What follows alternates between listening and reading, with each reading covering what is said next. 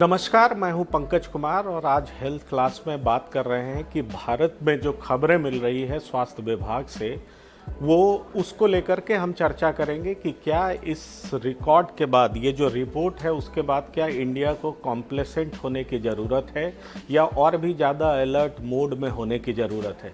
इसलिए कुछ डेटा का परीक्षण करेंगे, निरीक्षण करेंगे और उसके बाद ये कंपेयर करेंगे कि आखिरकार जो ताज़ा हालात है हिंदुस्तान का वो किस तरह का है। मैं सबसे पहले अभी जो स्वास्थ्य मंत्रालय के जरिए जो रिपोर्ट भेजा गया है उसके बारे में मैं चर्चा कर लूं कि आप ये देखें कि एक्टिव केसेस जो है 3% से कम हो चुका है और डेली न्यू केसेस जो है 20,000 से भी कम हो चुका है। और अगर हम बात करें कि पिछले 163 दिनों में केसेस जो हैं वो 3 लाख से कम है, तो ये बहुत अच्छी खबर है। धीरे धीरे बहुत ज़्यादा डिक्लाइन हो रहा है इंडिया में, ये एक अच्छी खबर है। लेकिन इसके कॉन्ट्रास्ट अगर हम दुनिया की तरफ चलें, जैसे बड़े बड़े देश जो डेवलप्ड कंट्री हैं उसकी तरफ चलें, तो यूएसए, अब अगर अमेरिका की बात करें तो ये तकरीबन 4 लाख है मिड दिसंबर में। रसिया की बात करें तो 28,000 है, ब्राज़ील में 70,000 है और इंडिया में पीक टाइम सितंबर में था वो 98,000 था। ये मैं अभी आपको डेटा बता रहा हूँ और फिर इसको कंपेयर करेंगे कि आखिरकार अभी इंडिया की स्थिति कैसी है और अभी के बाद इंडिया की स्थिति कैसी हो सकती है और एक्सपर्ट्स का क्या कहना है, क्यों WHO बार बार कहता है कि हमें और भी ज़्यादा अलर्ट मोड पे जाने की ज़रूरत है। इस बारे में हम चर्चा करेंगे। लेकिन सबसे पहले मैं आपको बता दूं कि जो न्यू केसेस पर मिलियन है, वर्ल्ड का एवरेज जो है वो 9697 है और इंडिया का 7300 है। बहुत अच्छा फिगर है। और अगर डेथ पर मिलियन की भी बात करें तो वर्ल्ड वाइड जो एवरेज है वो 216 है और इंडिया का 106। ये बड़ी अच्छी खबर है। पर आप इन तमाम देशों के आंकड़े पर नज़र दौड़ाएं तो आप ये पाएंगे कि सितंबर में इन तमाम देशों में इसी तरह के हालात थे कि इनके जो आंकड़े थे वो बहुत कम बेस लाइन को ऑलमोस्ट छू चुका था और उसके बाद यहाँ के लोग बहुत ज़्यादा कंप्लेसेंट हो गए। यहाँ के लोग पार्टी करने लगे, यहाँ के लोग बाहर निकलने लगे, जो स्ट्रिक्टनेस था सरकार का वो बेहद कम होने लगा और उसके बाद ये जो है नवंबर में पीक करने लगा। नवंबर में बहुत पीक पे चला गया और मिड दिसंबर के ताज़ा आंकड़ा हमने आपसे डिस्कस कर लिया। अब सवाल ये है कि क्या हिंदुस्तान को इससे कुछ सीखने की ज़रूरत है।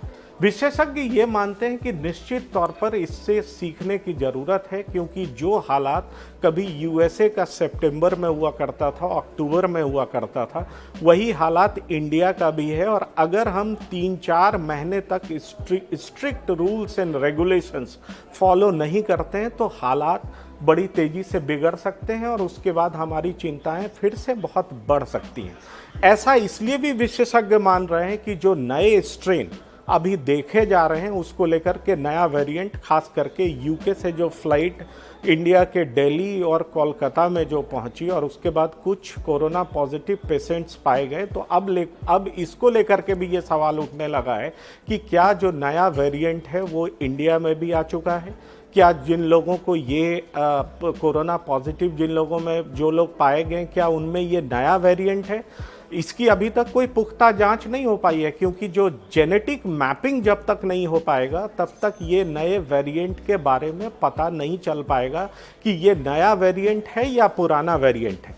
ये बात और है कि कुछ विशेषज्ञ इस बात पे जरूर जोर डाल रहे हैं कि इंडिया में मिड अक्टूबर के बाद जितने भी केसेस आए हैं उसका जेनेटिक मैपिंग होना चाहिए, क्योंकि मैं आपको ये याद दिलाना चाहूँगा कि ब्रिटेन के जो प्रधानमंत्री हैं उनका ये कहना था कि सितंबर में नया वेरिएंट पाया गया था, उसके बाद नवंबर में 1/4 पॉपुलेशन में वो वेरिएंट देखा गया और दिसंबर में वो पीक पे चला गया।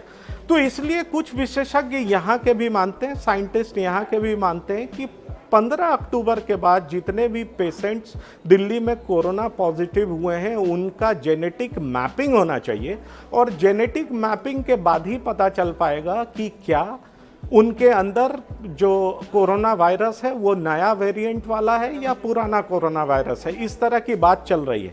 वैसे आईसीएमआर ने कुछ केसेस का परीक्षण किया है और आईसीएमआर के रिपोर्ट में ये पाया गया है कि जो नया वेरिएंट है वो नए कोरोना केसेस में अभी तक नहीं पाया गया। वैसे मैं आपको बता दूं कि वायरस जो होता है, म्यूटेशन उसकी प्रक्रिया होती है, उसका नेचर होता है।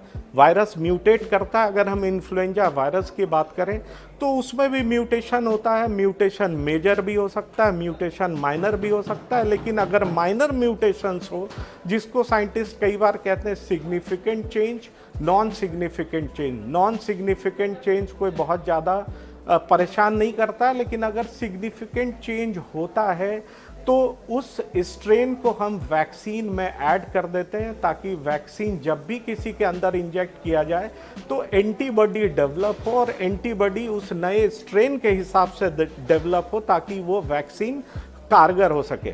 और मैं आपको ये बताना चाहूँगा कि अभी तक जो कोरोना वायरस के न्यूक्लियोटाइड्स के बारे में जो स्टडी किया गया है, उसमें 2492 न्यूक्लियोटाइड्स पाए गए जो अलग अलग तरीके से जो जीन्स बनाते हैं, और उसमें म्यूटेशंस तकरीबन 1600 न्यूक्लियोटाइड्स में ऑलरेडी पाया जा चुका है। इसलिए साइंटिस्ट नए वेरिएंट को भी लेकर के बिल्कुल परेशान नहीं है कि नया वेरिएंट है भी तो उसको लेकर के वैक्सीन की क्षमता, उसके एफिकेसी पे कोई असर पड़ने वाला नहीं है।